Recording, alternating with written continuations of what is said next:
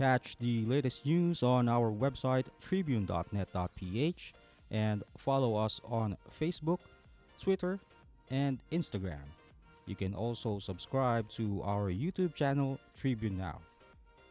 The Daily Tribune is one with the nation in facing the COVID-19 crisis, and in line with this, the Daily Tribune Digital Edition and Press Reader is now available for free online. You can also download the Daily Tribune app on Apple Store for iOS users and Google Play for Android users to get the latest and most comprehensive news online. Daily Tribune is also inviting everyone to join its community Viber Katribu to get updates on the freshest and hottest news and entertainment stories of the day. Tarcito emoticons are also available on our community Viber. Just click on the link in this video to join. Good morning, ladies and gentlemen.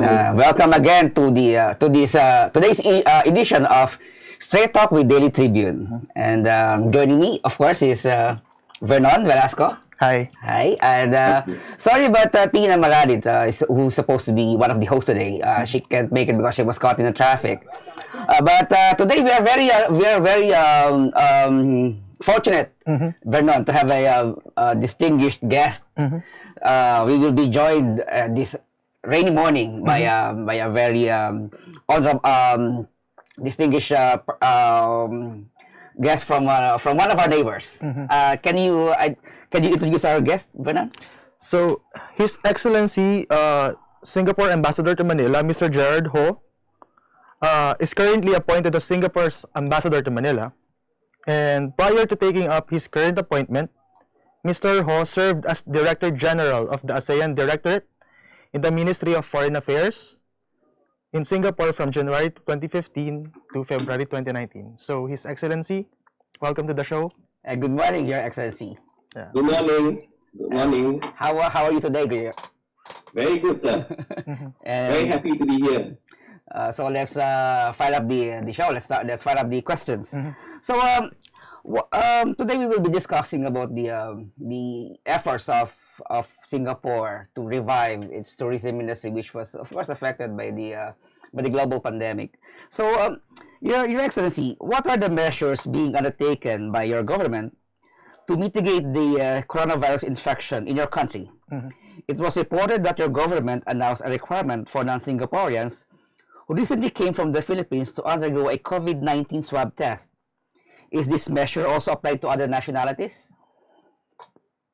Well, I think, first of all, we understand that COVID is something that has affected all of us. And I think all countries, after several months of grappling with this, have come up with certain measures to safeguard their societies and their people from the pandemic. And I think in Singapore, we don't do anything that is particularly different. So in terms of managing the pandemic, our strategy comprises of maybe three main elements. So the first one would be detection, and detection would entail proactive testing based on the WHO case definition, expanded WHO case definition, and of course regular testing of high-risk groups, frontliners, and so forth. Second strategy is containment. Containment would of course include rapid identification and isolation of people who have been confirmed having caught the virus, as well as tracking down their close contacts through a robust contact tracing system. And finally, the third point, which is relevant to your question about tourism, is what we all do, border controls, which is calibrated depending on the country. So this strategy has allowed us to keep our community transmissions low. There are very few community transmission cases in Singapore, and we are thankful that there are no COVID-19 critical cases in our hospitals. We probably have, I cannot remember the figure exactly, but something like 200 active cases So fortunately, the situation is still under control for us.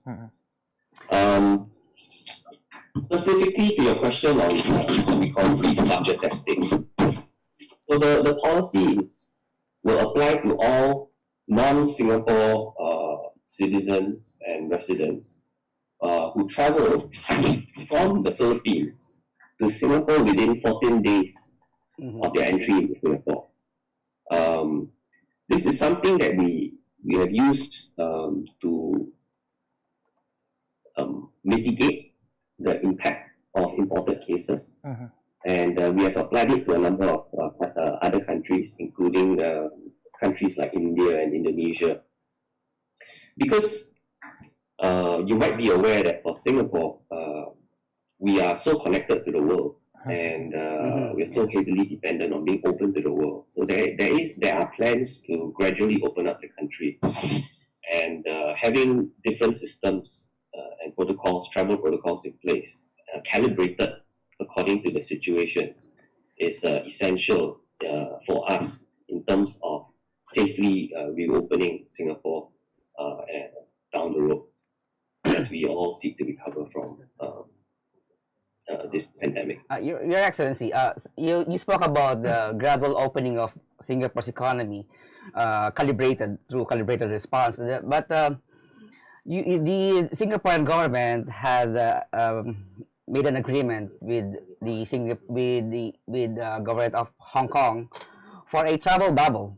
Can you expound on that, Your Excellency? Yeah, I think travel bubbles are again not anything that is revolutionary. Right at the start of the pandemic, people have talked about the need to create travel bubbles. But travel bubbles only work when there is mutual confidence in each other's ability to handle the spread, and then dependent on I guess bilateral discussion between the governments of the two countries.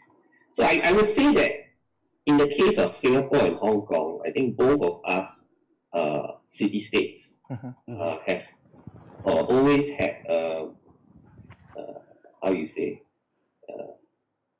placed a premium in terms of being connected to the world, and fortunately, I guess under the current circumstances now, we are ready to create an air bubble between ourselves, because I think more or less the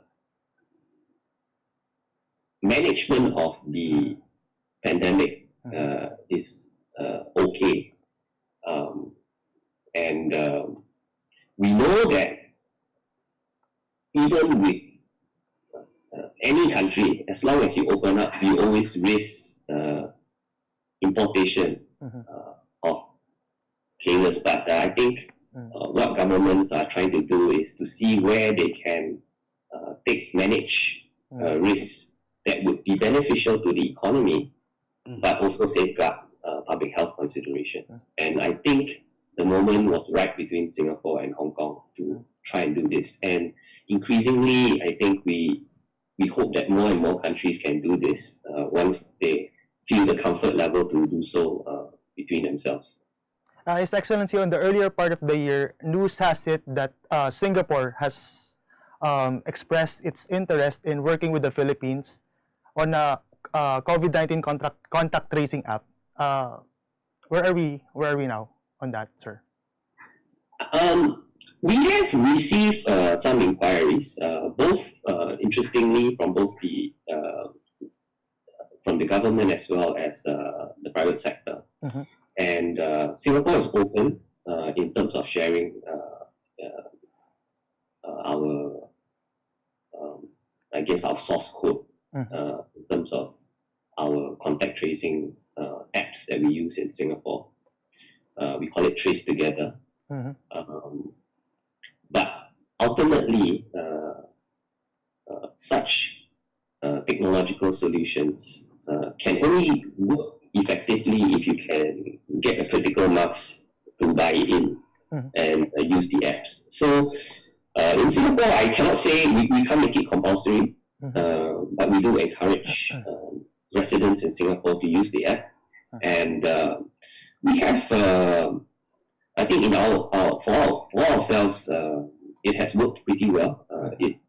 We have quite a large number of the resident population using the Trace Together app, and it has been very useful in terms of our contact tracing efforts. So I think the challenge is not, I think the challenge for countries adopting tracing apps is not so much the technology, because I think that can be easily replicated and applied. I think it's about both distribution of that technology, the take-up, and most importantly, the take-up of that technology. It's hard to get people to convince everybody to embrace this, because there will always be privacy concerns. So, sir, Singapore has been one of the very few Asian countries who have successfully managed the virus. What can the Philippines generally learn from your assessment? Or experience. Yeah, from your experience, from the exemplary response of Singapore. Well, I think in terms of managing the spread, managing the community spread of the pandemic, I think I touched upon it earlier when we talked about the three things that we do, and most countries do, which is detection, containment, and some form of border control. But I think that's on the public health side of the matter. And that's important, of course, to instill confidence in the population that the situation is under control. But as we all know, the whole world is hurting. Everyone is hurting economically. So I think that's the other part that we have to focus on. And so I think in Singapore, we have been very aggressive in terms of, I guess, budgetary support to businesses and to citizens who have been hurt economically due to the effects of the pandemic. So you would know that Singapore government has enacted 4 budgets this year to provide financial support. I think these measures, as far as we can tell over the past 7 months, I think these measures have cushioned somewhat the economic impact of the pandemic, and more importantly, the contraction of the economy and the loss of jobs.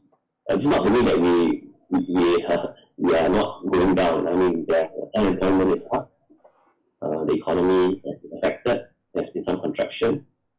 But I think it's important to understand that these things, these financial support that the government can provide, allows businesses to stay afloat, allows the people to remain employed, or to have at least some financial support until we ride out this storm.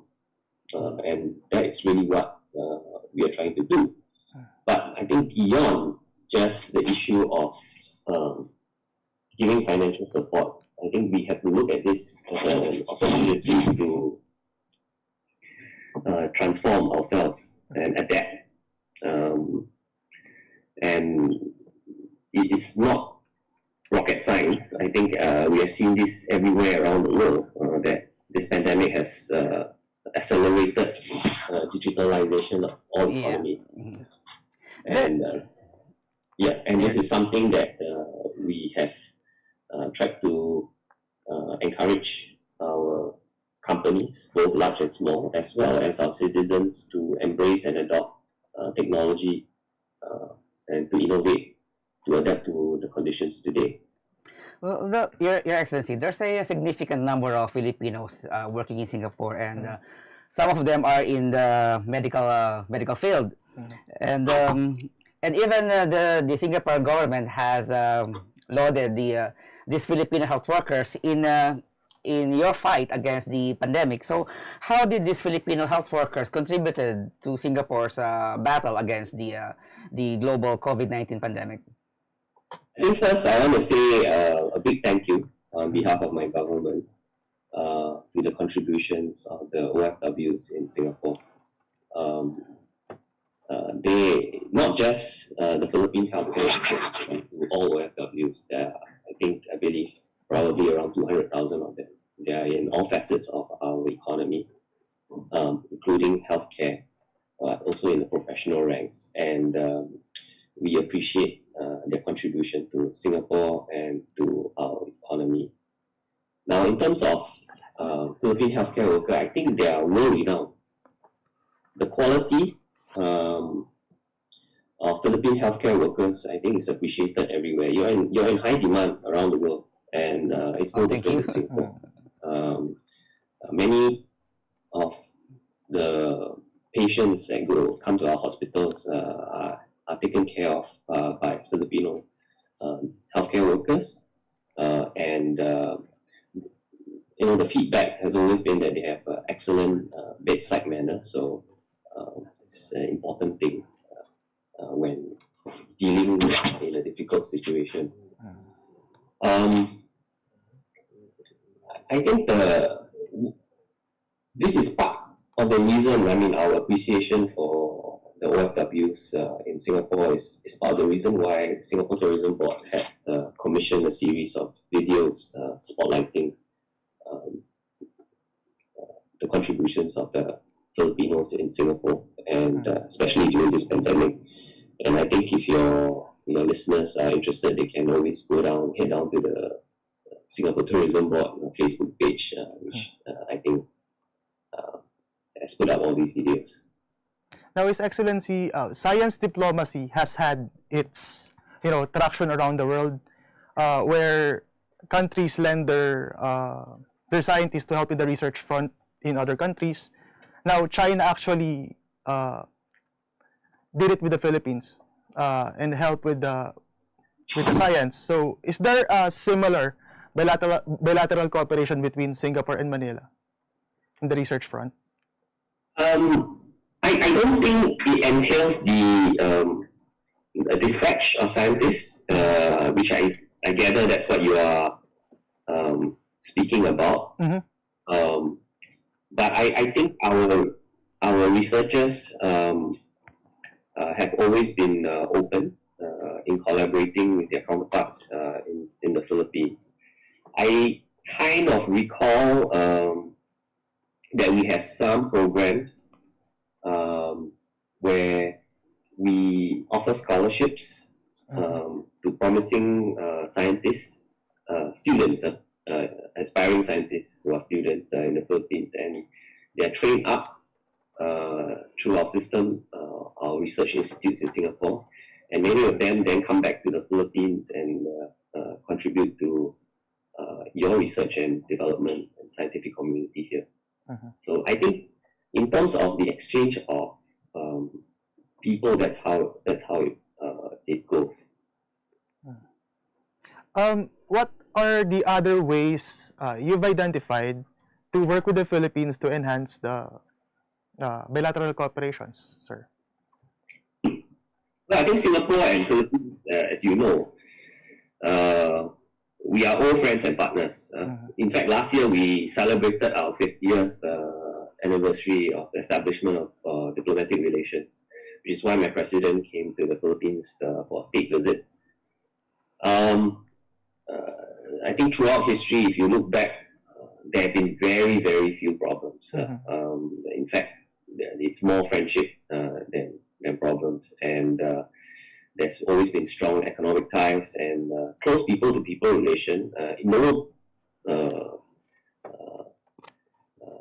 Largely because we have so many of your countrymen in Singapore spreading the good name of the Philippines to our citizens. Singapore, of course, is always invested in Philippines' well-being and success because of this close friendship. And we will continue to do what we can within our means to help and assist our neighbor and friend in the Philippines. So during this pandemic, I think it's quite clear that even though we can't see each other in person, I think we've continued to work together. And Philippines is still very much in the minds of people back home. I don't know whether there's a lot of publicity on these things, but there has been actually a continuous stream of donations from Singapore to the Philippines. The Singapore government has done some things, but in particular, Temasek Foundation, which is I guess the CSR arm of Temasek, which is Sovereign Wealth Fund of Singapore. They have donated quite a fair bit of pandemic-related stuff to the Philippines. This would include your PPEs, masks, ventilators, oxygen concentrators, and I think the most recent one, last month there was a donation of 400 units of BiPAP.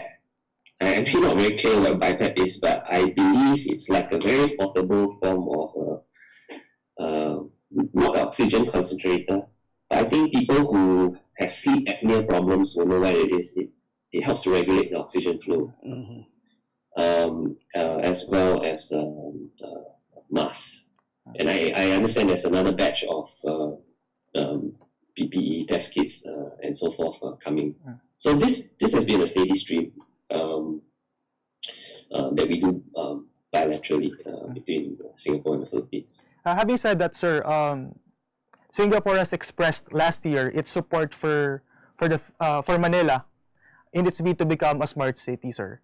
I've gathered that Singapore is going to lend its technical expertise with in terms of sewage, in terms of traffic, and it has been done in Jakarta before. Where do we stand on this, sir? Okay, so I think the smart city concept that you are referring to, this was actually an initiative started out in Singapore during the time when we chaired ASEAN in 2018, where we established what we call the ASEAN Smart City Network. And I think each ASEAN country would nominate like 3 cities to be part of this network. And they would then share expertise within each other, between each other, but also get expertise and technological solutions from ASEAN Dialogue partners. So ASEAN Dialogue partners would come in to partner with cities in ASEAN. And when I talk about ASEAN Dialogue partners, I'm not sure whether you are aware, but it's those countries that have a dialogue partnership with ASEAN formally.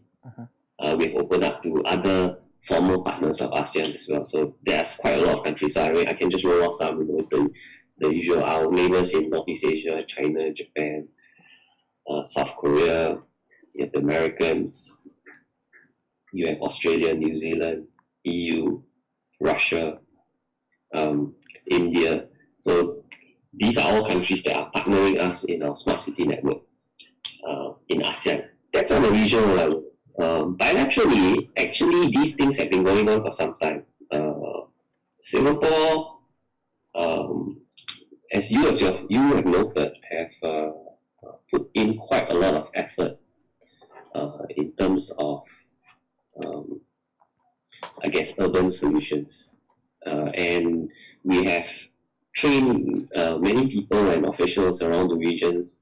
We invited them to come and take a look at how we run our city, how we keep it clean, how we manage the usual urban problems that all cities face.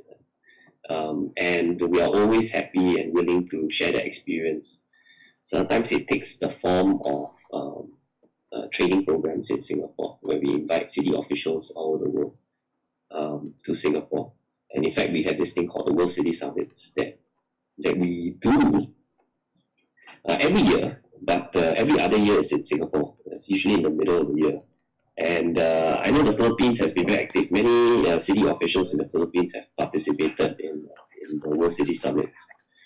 And we, even bilaterally, my office, we often get queries about these things, and we will always link them up with the relevant people with expertise in Singapore.